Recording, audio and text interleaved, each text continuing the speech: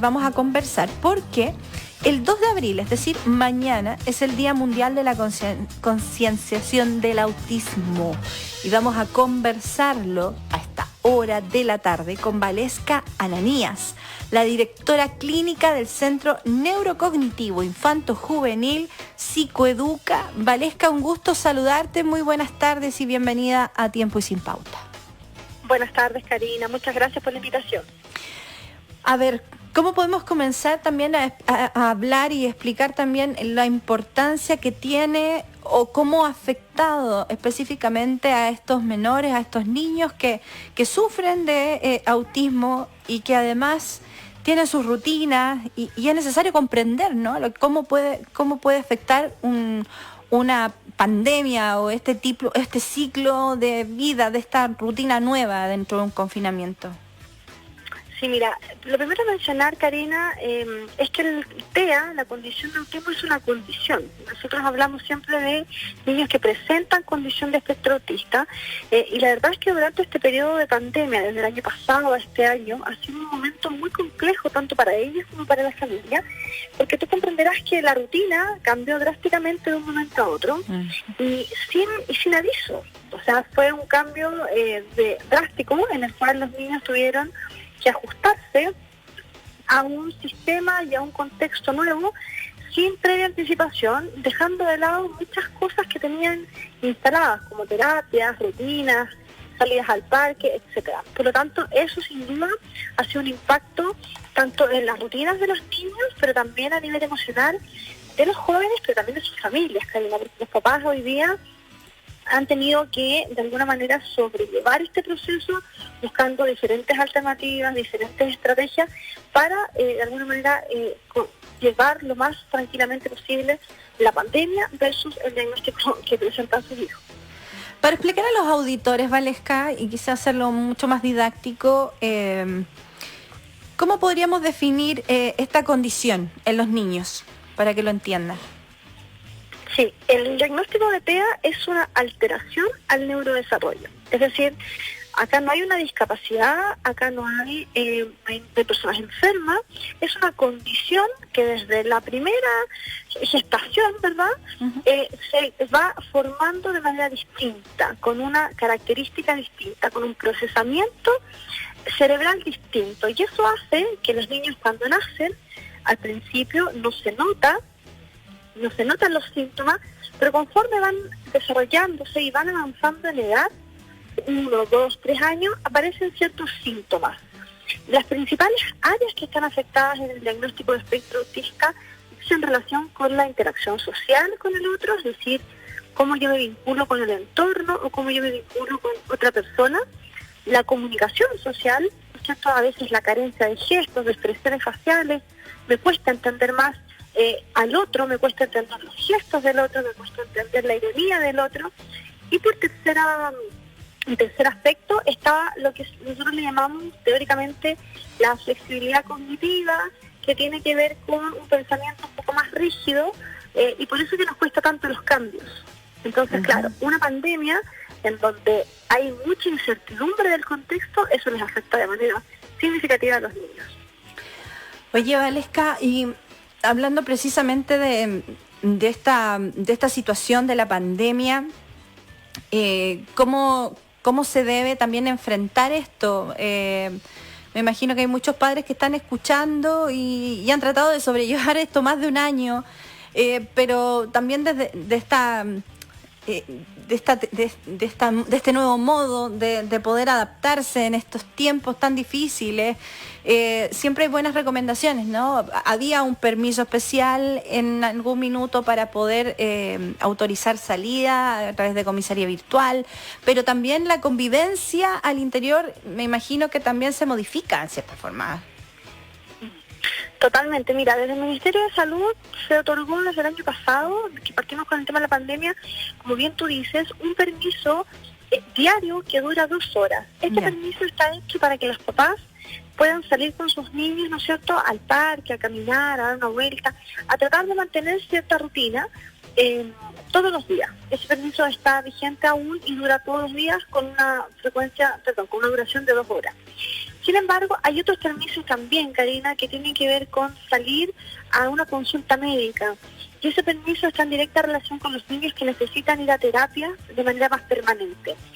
Es cierto que hoy día tenemos que estar confinados, es cierto que hoy día tenemos que estar en casa, pero nuestros niños, Karina, que presentan este tipo de características o estas necesidades, muchas veces no nos esperan y necesitan seguir avanzando en sus terapias, porque mucho de eso tiene que ver también con la regulación de la conducta.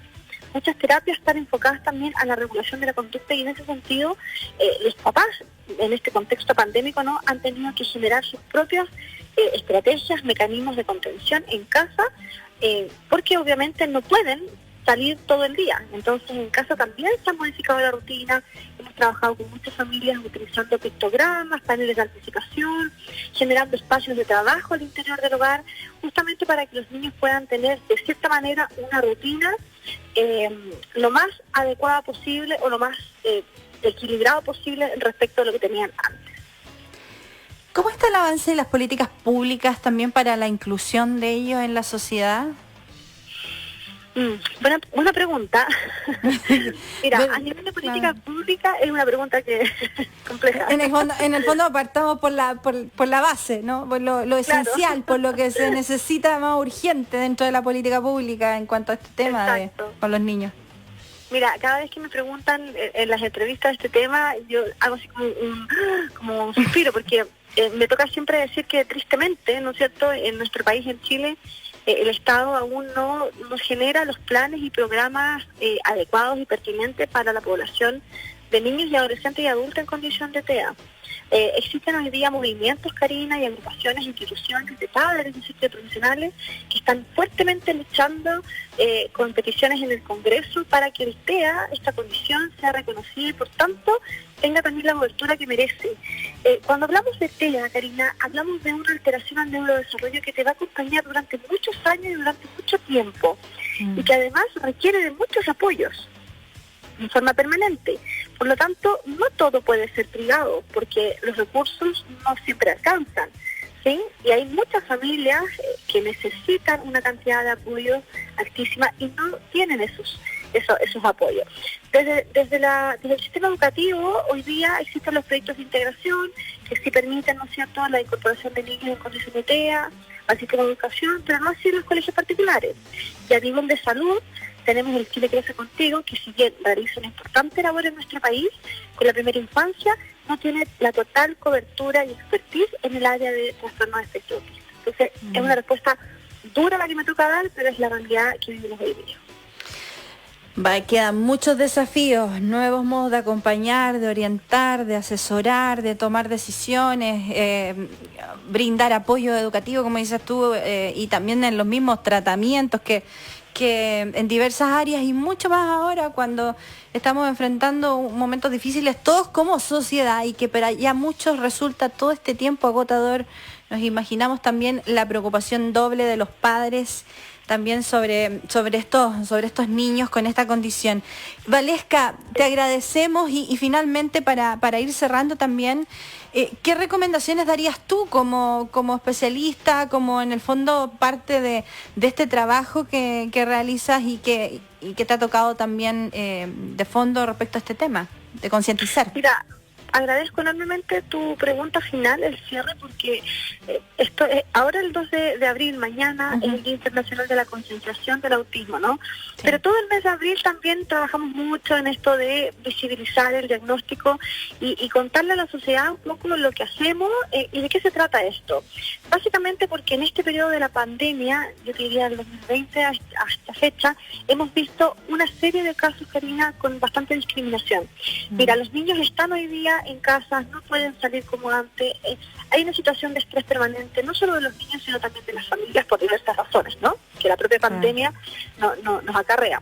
Por lo tanto, nos ha tocado vivir a nivel Chicobuca casos puntuales y hemos entrevistado en otros momentos a familias que han sufrido mucha discriminación por sus hijos, que tienen obviamente diagnóstico de espectro autista. Entonces mi llamado acá es a la comunidad. Nosotros queremos hacer campaña social, queremos hacer conciencia social del respeto, del derecho, de la empatía y de la solidaridad con los niños y con las familias, porque de verdad que lo pasan mal. Y finalmente hoy día estamos en un momento histórico en nuestro país en el que queremos cambiar muchas cosas.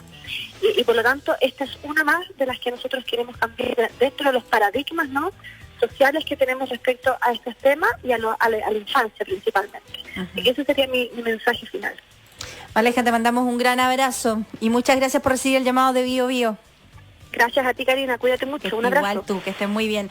Valesca Ananías, directora clínica del Centro Neurocognitivo Infanto Juvenil Psicoeduca, conversando esta tarde en A Tiempo y Sin Pauta.